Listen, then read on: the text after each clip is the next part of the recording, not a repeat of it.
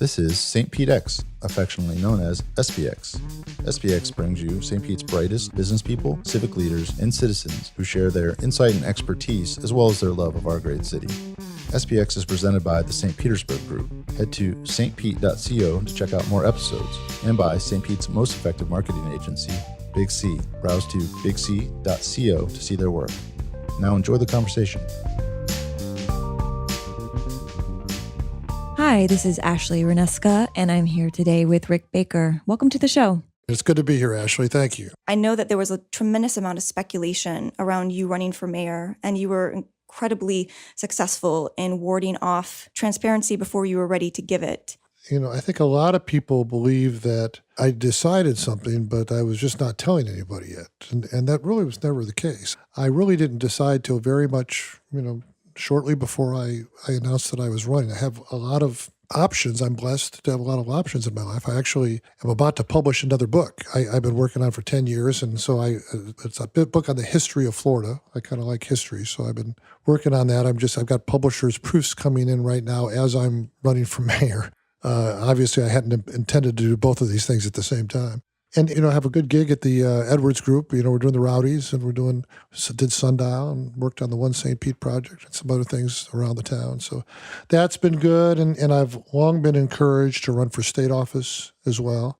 And so, trying to balance what's the right thing to do. My kids are both in college now, so it makes it a little bit less time demanding on raising kids. My kids were 4 and 5 years old when I started out being mayor before. So it really was a balance and approach. And at the end of the day, my decision process was, where could I serve? And I believe we should all serve, right? Whatever we're doing, we have a duty to give back and to try to help the community we live in, or the place we live, or the world, or the country, or whatever we choose. I was the business lawyer for Templeton Mutual Funds, which is now Franklin Templeton. And the CEO of it he's probably the greatest mentor of my life. His name's John Galbraith. And he used to tell me, you got to be a helper. Just a very simple word. You got to be a helper. And I think that just kind of crystallizes my philosophy that I've really gotten from John and others, that whatever we're doing, we should seek a way to be a helper in life. So what was the best way for me to help at this stage of my life, right? As I watched my concerns about the direction that the city was going right now, that I happen to have studied cities a lot of my life, and a big part of my life. I'm a fellow at the Manhattan Institute in New York, which studies cities.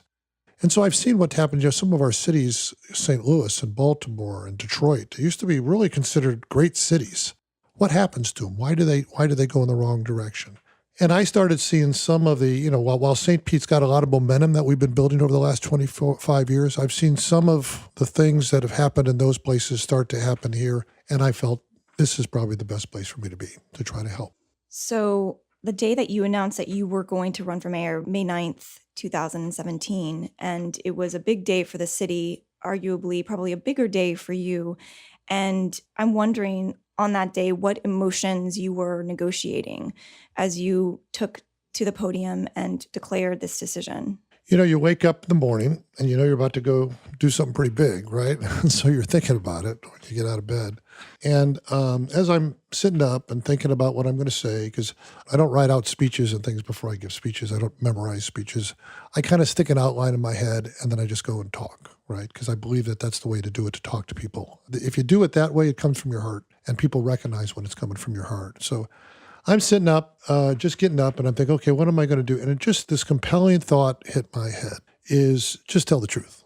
Just tell people what you think. And that is really how we've tried to govern the whole campaign. Sometimes the truth is a hard thing to say. Sometimes there are things that you're going to say that are going to appear tough, but sometimes you have to be tough. Sometimes you have to let people know what's going on in order to make sure they are equipped to be able to handle whatever needs to be done. And so that was really an overriding thought to me. And then I, kind of got ready, got in my car and drove over to City Hall. And we had not let anybody know we were going to do this in advance, because we wanted to make sure we had an opportunity to have an announcement. And so we started calling around to people to come to the announcement. And we only started the day before. And the announcement started at 7:30 in the morning. And because we had a city council meeting that day, we wanted to do it before then, so a couple of the city council members wanted to be there. So I park on the side of City Hall, and the announcement was going to be on the steps of City Hall, and I turned the corner, as I'm walking towards it, and I look, and there are 200 people lined up at City Hall, on the steps. And to me, that was such a moving thing for me. It just was, okay, we're going to do this. We have the support behind us. We're going to be able to take this thing forward. Anyone who's picking up a paper in St. Pete, the crime rate for the city is leveling, or it appears to be leveling. Alarmingly, the rate of juvenile crime seems to be escalating around the areas of, certainly in car theft. The public safety is the number one job of any mayor in the country, right? The reason you put a government together is to make sure you have an opportunity to protect the people. And so you have to address it from the law enforcement perspective, first of all. You do have to arrest people when they commit crimes. You have to try to find ways to keep them from committing crimes and to get them when they do, and then punish however the appropriate punishment is. So that you always have to address every crime, that perspective. But with respect to the juvenile crime, you're never going to solve it if that's all you do. You're never going to, because what you really have is you have a certain segment of our community that for whatever reason, whether it's maybe a breakdown of the family structure or whether it's just, the environment that they're in or whatever, they're being brought and led into a life that results in them being in somebody else's car and driving away, right? So you have to look at that human component of it as well and see, how do you address that human component? And to me, what you're trying to do and instill, and this is why I work so hard in the Midtown projects. The Midtown effort was my strongest effort. We've gone backwards in that in the last 4 years. Is one of the reasons I'm getting this, because I can't stand to watch us go backwards because of inattention to the Midtown community and the people that are at the lowest end of the economic ladder. So what you're really trying to do is instill in these kids the idea that they have the opportunity to have hope. They should have hope. They have the opportunity that they can improve their lives, that they can get a career, that they can actually advance as part of our society. They can get jobs just like anybody else, right? They have to have that opportunity. When they're sitting in somebody else's car driving away, that's really the failure of the effort to communicate to them and have it be tangibly real that they have the opportunity to improve their lives. If you're on your way to Harvard, you're not going to go rob a car. You're just not going to do it because you have this future ahead of you that you're not going to want to mess up, right? And I'm not suggesting everybody should want to go to Harvard, but everybody should have the idea that they can have the opportunity to do something other than robbing that car, other than stealing that car, right? So that is a number of things that you do to try to advance that. And to me, it's all about education, job training, and jobs. It's all about that. Because if people feel they have a path to those things, and so that they can earn an honest living without having to resort to crime, which is going to be, it's virtually a certainty. If you get into a life of crime, you're not going to do very well in life, right? You're going to go in a very bad place. Jail, you could be dead, you could be whatever. But if they honestly believe they have that, so what do? Well, we did a number of things, and I want to do more. One thing we did was we had something called the Mayor's Doorway Scholarship Program, which I created in partnership with the Pinellas County Education Foundation. So I would tell a child in a free and reduced lunch program, so a low-income kid in St. Pete, that in 6th grade, I'd go to them and I'd say, if you do certain things between 6th and 12th grade, if your attendance is good, your conduct is good, you have at least a C average, you are drug-free and crime-free between 6th and 12th grade. When you get to 12th grade, we'll give you a 4-year college scholarship. And I raise private money to fund it.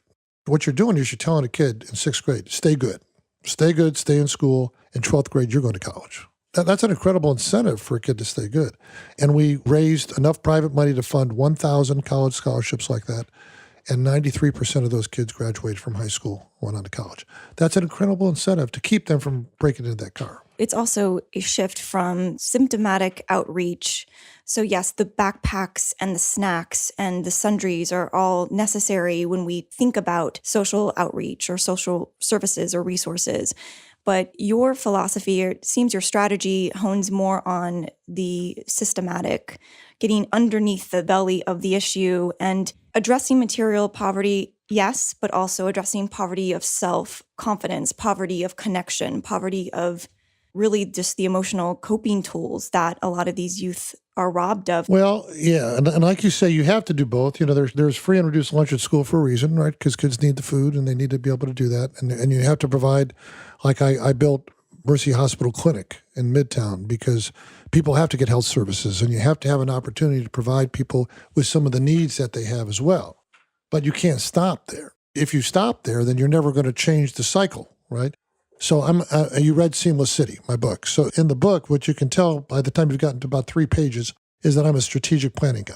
I believe you set your mission, you set your objective, you identify your strategies on how you're going to get there. You then execute on those strategies, and then you put performance measures and metrics in place to see whether you've accomplished them, and then you retool and go from there, right? And so your first goal has to be, in the case of this, is, well, our objective is to reduce crime. And yes, that's our objective. But you could reduce crime just by changing the way crime is calculated, which happens sometimes. And so crime rates go down, but you haven't really reduced crime, or you haven't made it any safer, right? So your objective should always be to reduce crime.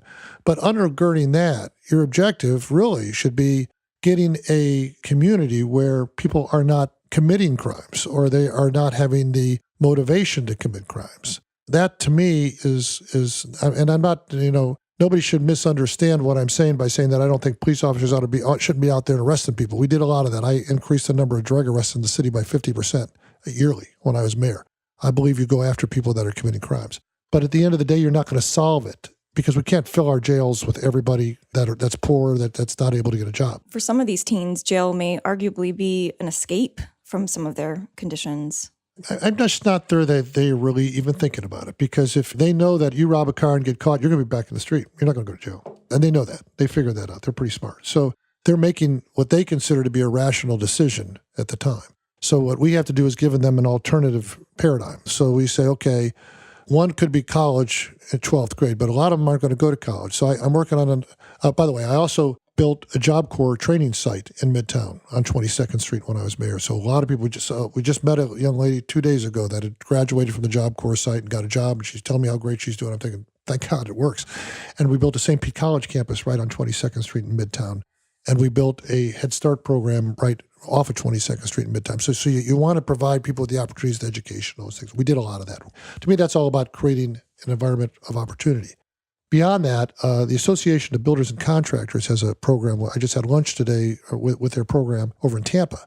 And they're called ABC, but they're the contractors. And what they do is they have an apprenticeship program where they'll take a child that's got a GED or a high school education, and they'll go and they'll make them an apprentice in one of the construction skills.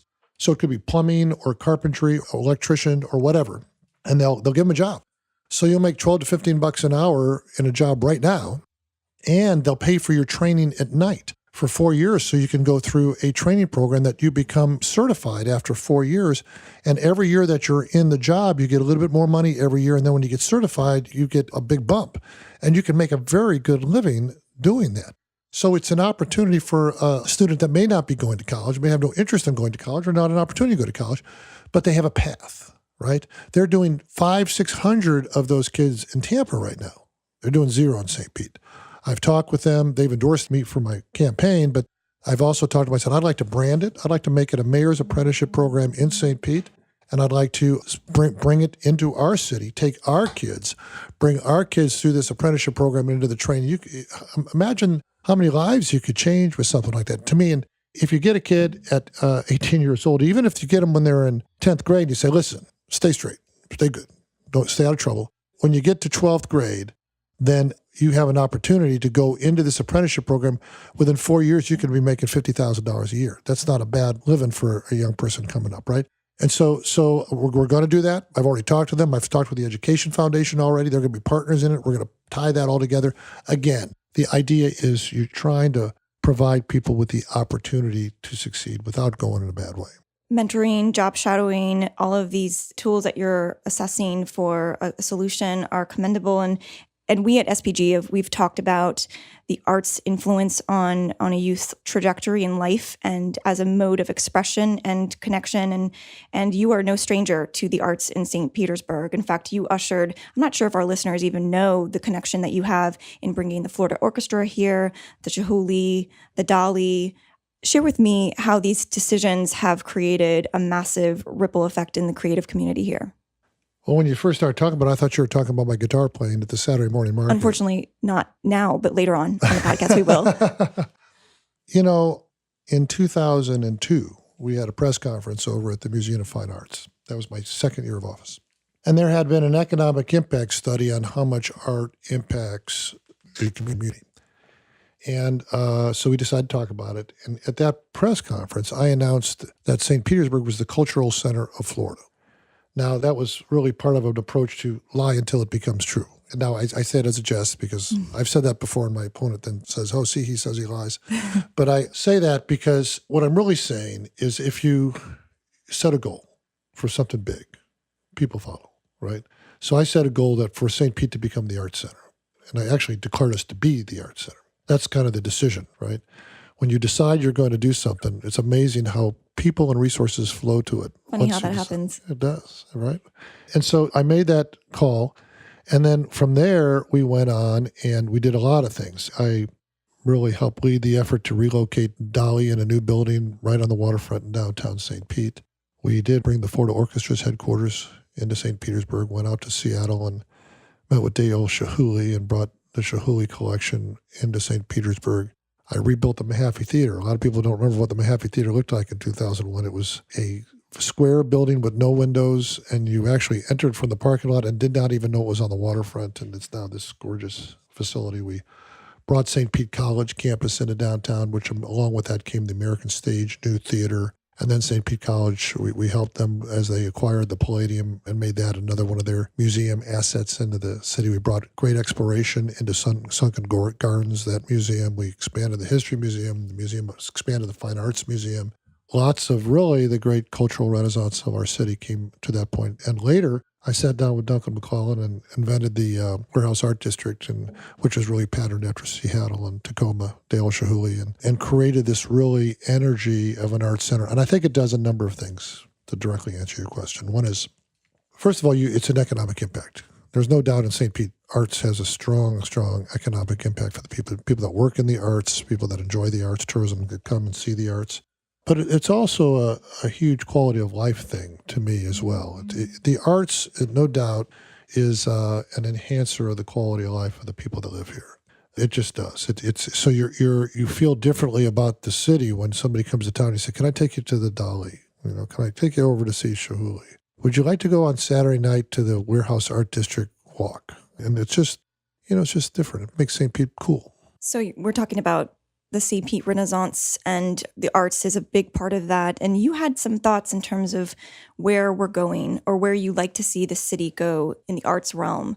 Could you expound on that? Sure. When I was mayor, we created something called St. Pete Arts, which was really, we inventoried all the art assets we had in the city, and then we did a website for them, and so that we could start the effort to promote them as a single thing, as this is our arts in St. Pete, which I think has continued and is a good thing. And I believe that when we think of arts, we often think primarily of visual arts, although we sometimes think of performing arts as well. And we have a tremendous, large number of performing arts assets in the city. So I think we could do a little better job of inventorying and promoting our performing arts as well. And I would love to do the same thing with our music. And music really is an element to the performing arts, but I would like to maybe pull that out as a separate brand and really inventory, because we have some great musical assets in the city. I like music. I'm a musical kind of guy. And I think it would be great to look at Austin and how Austin's reputation, or in Nashville, and as they've become known for their music in their communities. And I'm not saying in place of the other arts. I'm saying in addition to the other arts, the visual arts, the performing arts, and then music as a component of that.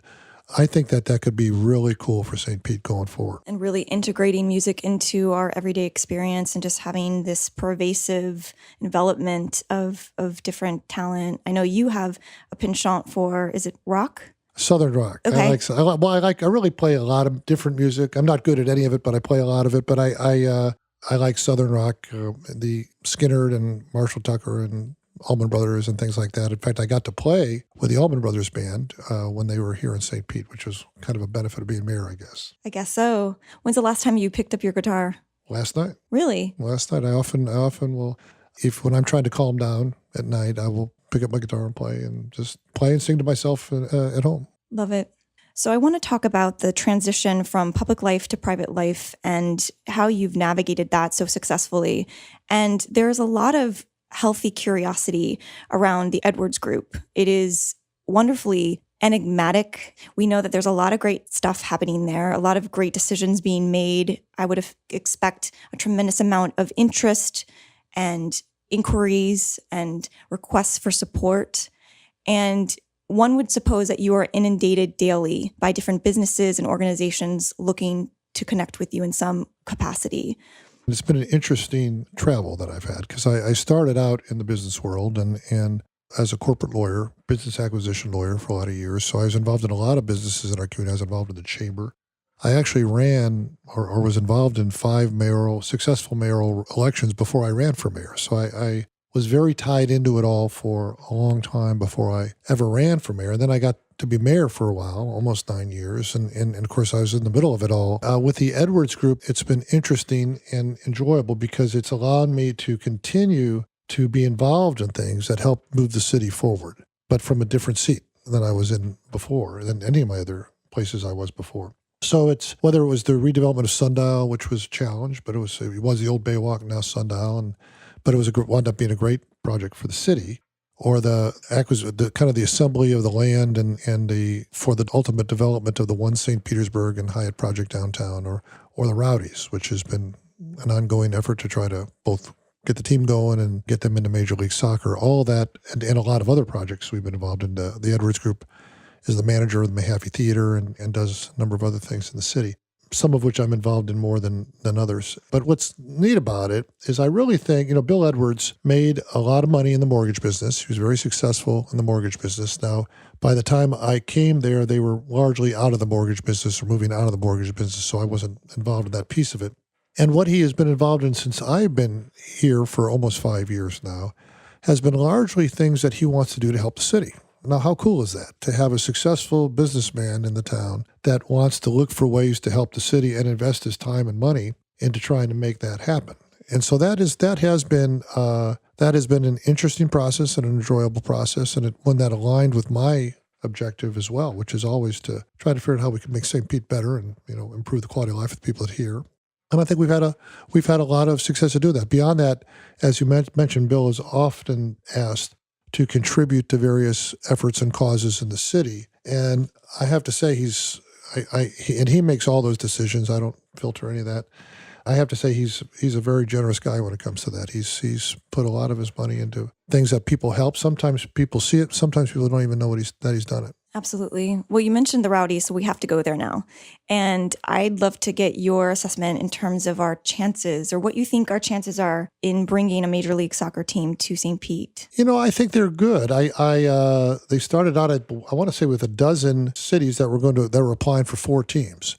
And depends on how you count it, that's probably been winnowed down a little bit because a couple of the cities, actually 2 of the leading contending cities, have had political issues that have had them really now no longer considered leading cities anymore. At one time, they were right on the top of the list. So we've been kind of stable, I think, on that. And the characteristics that MLS is looking for are ones that align pretty well with us. We're one is television market. They want to be in a strong television market. The St. Pete area is the largest television market in the country that is not presently in the MLS. So what that means is all the other cities are in smaller television markets than us. So that's a good thing for us. We have a very strong following in terms of fan base. We get good attendance at our games for a USL team. We get good enthusiasm for the Rowdies. Great brand name, Rowdies, national, international brand name. And we have got a lot of corporate support. We had over 200 companies in our area that signed up to say, we're for this effort. They sent letters to the MLS, and a lot of them, most of them, I would say, but a large percentage of them said that we would be willing to be sponsoring, founding sponsors for the Rowdies if they get the MLS franchise. So we have all that, and Bill has been busily trying to assemble the financing for it, which is a lot. And we have a stadium plan, I should say, passed by 87% of the vote of the people. That is a remarkable stadium plan that can do a stadium of 18 to 22,000 seats right on the waterfront.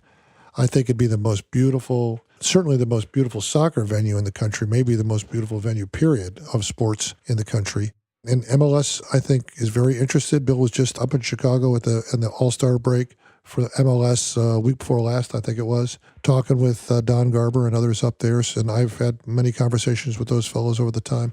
I think we stand a very good chance. It's competition. The other cities aren't going to just sit back and let us do it. So we're going to have to compete. They're supposed to pick the first 2 teams by the end of this calendar year.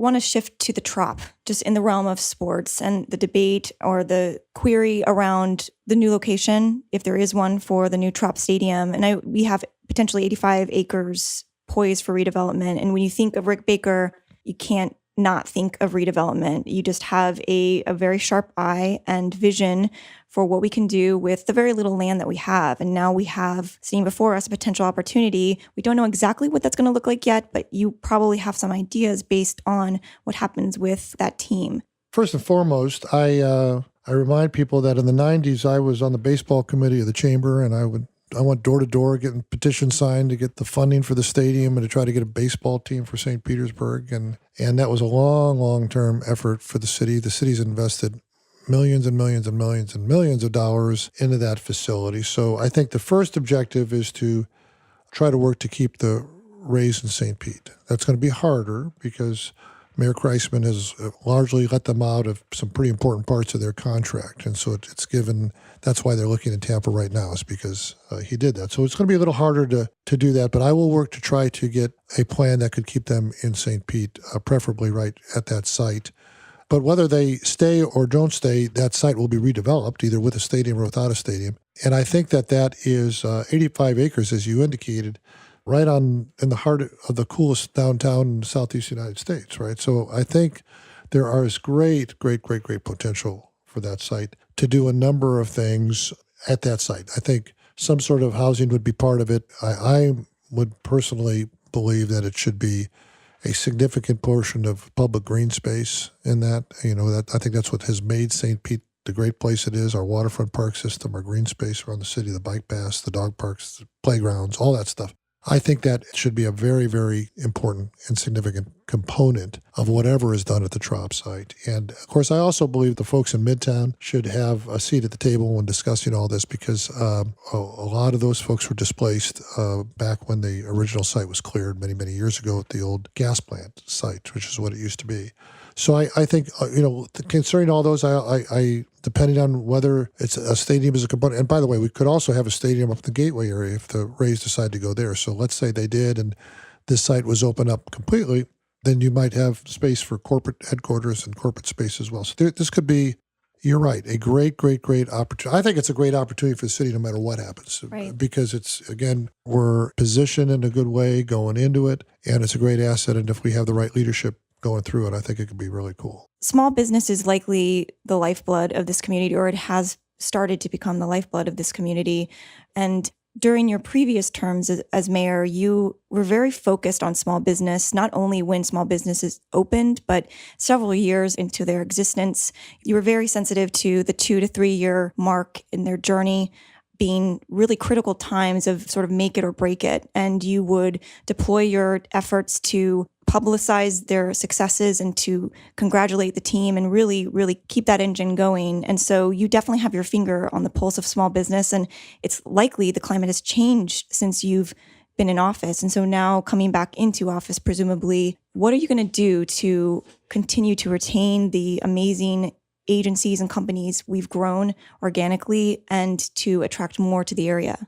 Well, first, you have a great memory, because that's exactly what we did all that period of time. Thank you for noticing, as they say. I ran a small business. I used to be running a small business for many years. I was president of a law firm. And I used to say that I got my MBA from Florida State, but I got my PhD in business the first time I had to make payroll and I had no money in the bank. That's what being a small business is all about. It's not an easy way to pursue a career, but it's a very gratifying and can be a hugely successful way. And so I have great respect for the small business. I was involved in the Chamber of Commerce virtually my entire time before I ran for mayor. And the Chamber is largely small businesses. It's largely the largest component of the Chamber of Commerce is small businesses.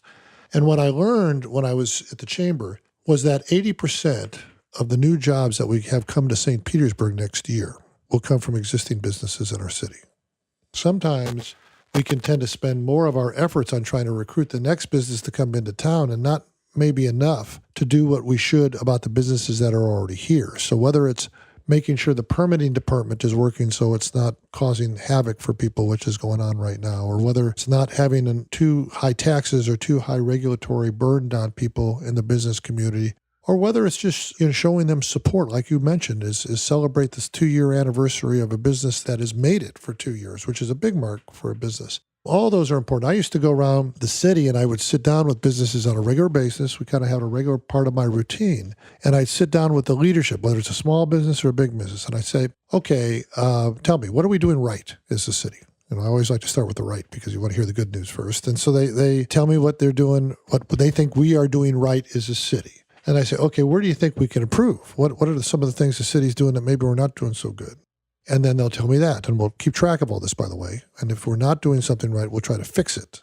Right. And that's the whole idea by going, is to learn when they have concerns and try to make it, because I want them to succeed, right? If our businesses don't succeed, people in our city aren't going to have jobs, and they have to have jobs to be able to pay for their mortgage on their house and their car and send their kids to college and whatever they want to do. You have to have jobs in the community. So I want to help the business. To me, the government should be trying to help business succeed, not get in the way of them somehow treating them as an adversary. It should be helpful. That's what we should be doing for the business. So those are the first 2 questions I would ask.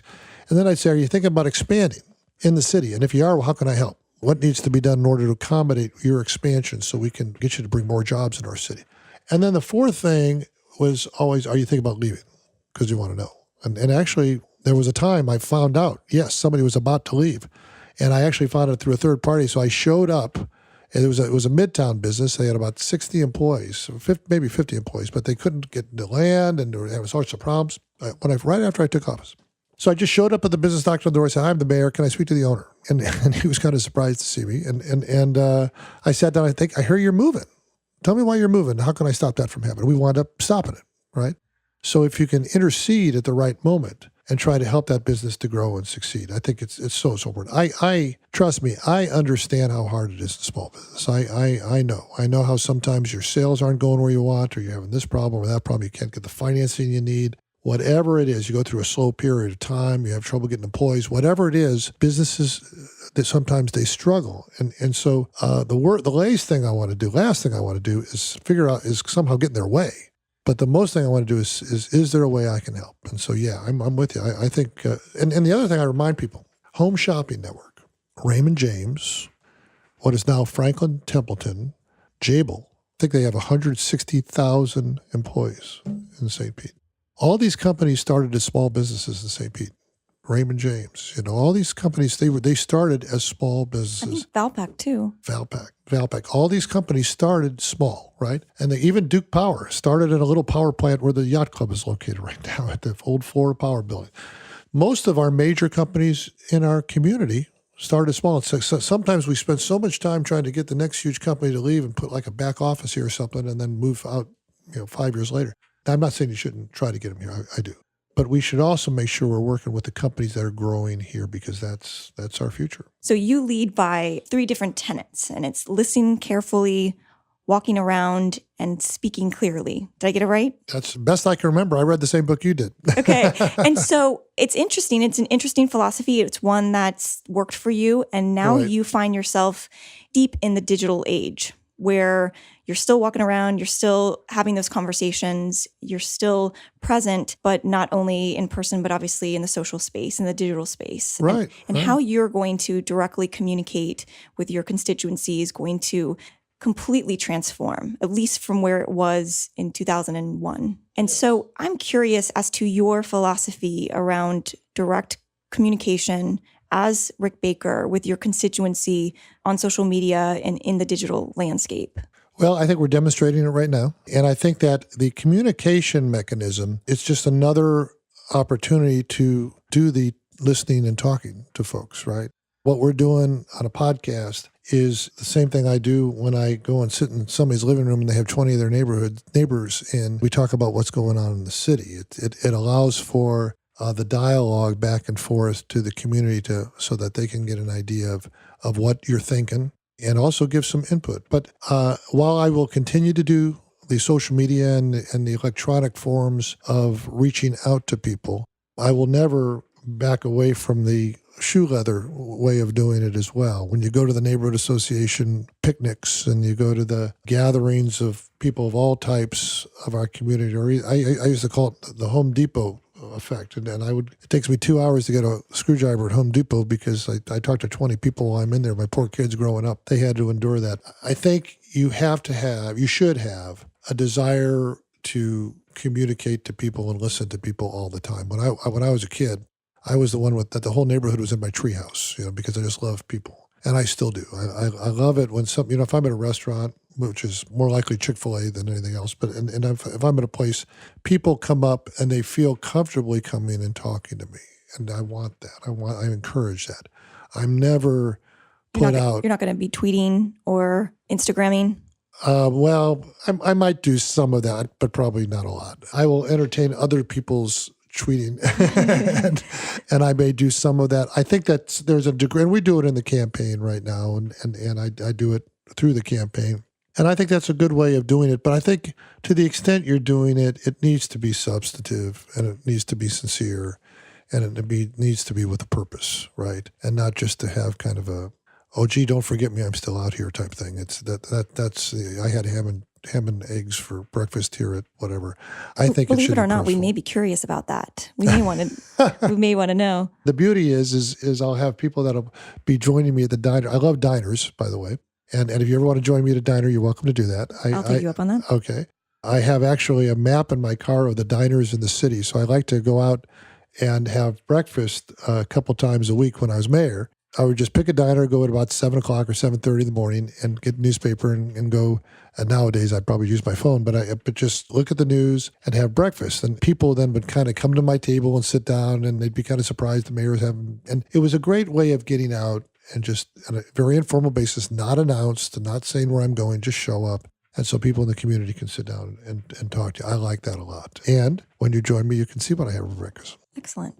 So we're going to wrap up pretty soon. One of the things we like to do when we wrap up is give a shout out, and not just to any company. I know that you have a army of supporters out there that support you and you support as well. Really individual, an entity or an organization that maybe doesn't have a lot of eyeballs on it right now, but they're doing great work. They're lifting St. Pete up and may not have attention. And so this is an opportunity for our guests to give them a platform and bring them to our awareness. Well, gee, that's hard because I've got a lot of them in my head that are jumbled around as I'm going along. I don't know that I could name one, but I'll name a few. And I apologize to anybody that don't come to my mind this very second. But let me back up and say that I think that people tend to think of the mayor as running the city. And in a lot of ways, the mayor does run the city. But the city progresses not because of the mayor, although hopefully if it's the right mayor, the mayor helps. But it's because of the community and the army of people that care about the city behind the government, right?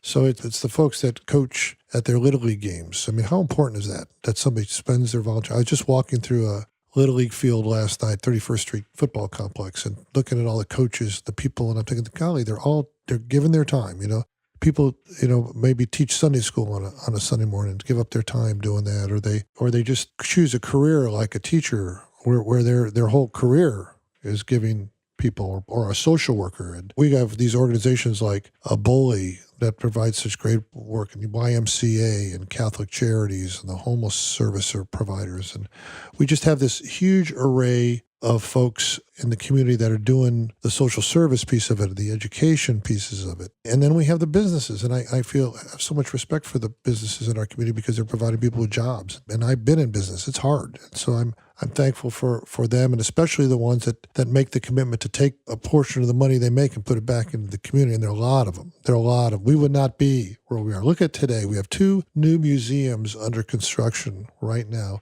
that are being funded by very wealthy people that have been very successful in business, right? And so isn't it good that we have people willing to do that so everybody can be able to enjoy that for generations to come in our city? And then just extend that through the arts organization. And then I have a special place in my heart for the people that work at the city of St. Pete, the police officers, the firefighters, the people that work in the water department, and who have taken a real beating lately. But we have some great people that work in the water department, sewer department, our city, people that work at our rec centers and that to keep our parks clean and in a good condition. And people that, they're throughout the city. There's about 3,000 employees working for the city, and they don't get the headlines and they don't get the front page story about all the great things that they're doing, but they're very much committed to, I had one of them recently tell me who who's had a hard time because of some of the issues that the city's had the last 4 years. And he said to me, I bleed Pelican blood. Now, I don't know if I'd put it that way, but I think he was trying to demonstrate to me how committed folks are that work for the city to make it better. So I guess I can't probably put a finger on one,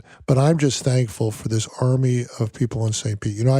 St. Pete, when I was mayor, I had the privilege of leading what was really the greatest renaissance of downtown in our city's history during that period of time. And I always reminded people that it wasn't because of me. It was a 25-year overnight success. It was people for decades had been working to try to move our city forward, not just mayors and council members, but people, all the folks I just mentioned throughout our community that have been building this great city that we are becoming. I believe that we are a great city. We've made some serious mistakes the last couple of years, and I'm going to fix that and turn those back around. But I think we have the potential of being the best city in America. I really do, because we are poised with the resources and the people that we have in this community to do just that.